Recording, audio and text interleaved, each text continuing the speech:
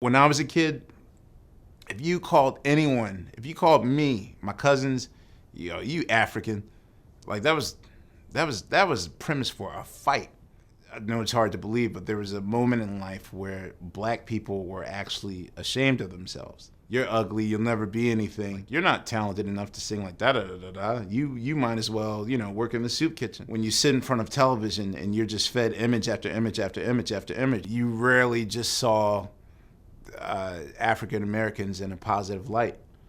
Don Cornelius' bottom line mission was probably the greatest ruse of all time, which was to promote Afrocentricity in a way that you didn't know that you were being taught self-pride, to be taught that you are someone, or to be taught that you came from somewhere, that you have value.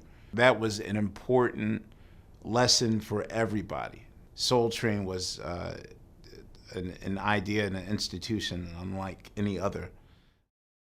When I was a child, Soul Train was one of the prime shows that I was allowed to watch. My job was sort of like Soul Train lookout person. Like, I would watch the show from start to finish, but it was my job to warn the entire household when the most iconic part of the show was on, which was the Soul Train dance line.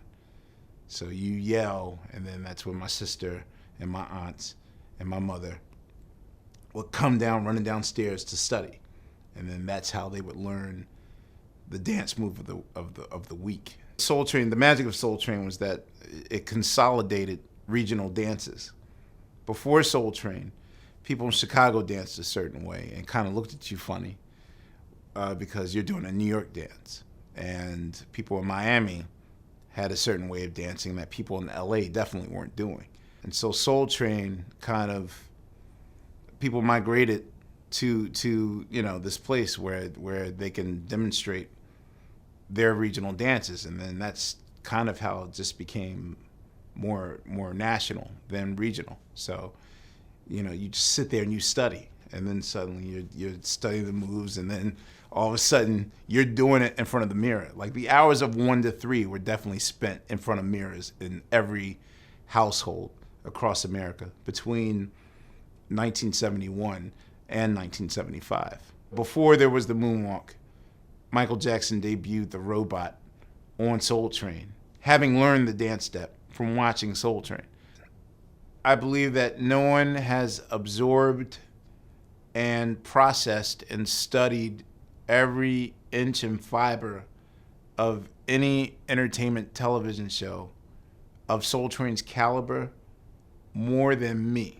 There was a point in life in which between 1997 and say around like 2003, where I would walk around with about 200 of these archival episodes in a bag, all of my VHS tapes, and having sort of a pop-up school, showing, if I did a session with Erykah Badu, show her these episodes, working on D'Angelo's Voodoo album, showing these particular episodes. They called me like, yo, Ahmir, I need Soul Train. You bring it down, please. Come down and show it to all these people. Probably the greatest lesson learned was with D'Angelo. We would study the Al Green episodes. Al Green did an amazing thing with what they call dynamics. Dynamics is a thing where it enables you to play very loud and sing very soft. And so Al Green taught us the lesson that sometimes the loudest sound ever is silence. And so he'd do this thing with his elbow, and the whole band would just come down to a whisper, and he would take the microphone and drop it.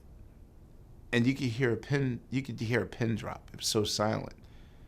And to see Al Green singing without the microphone and projecting, and you still hear it, it's the most magical moments ever. I mean, to see him do that, me and D'Angelo were like, yo, we got to do that. So instantly in rehearsal, we show the whole band.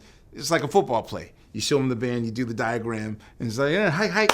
And then we're doing it. And so part of the magic of doing D'Angelo's Voodoo Tour in 2000 was learning all these lessons. Even with my own band, The Roots, there's an appearance of soul group Mandrill, of which they would enter and exit the stage with percussion. And I was like, yo, we should do that. So then I'm calling my tech, like, yo, get 9 cowbells. We're going to enter. And some of the best reviews that we've ever gotten were, and then the band came from the lobby of the theater and actually marched down to their instruments. Like, that to them was like something magical to see. So there were a lot of entertainment lessons that I learned about.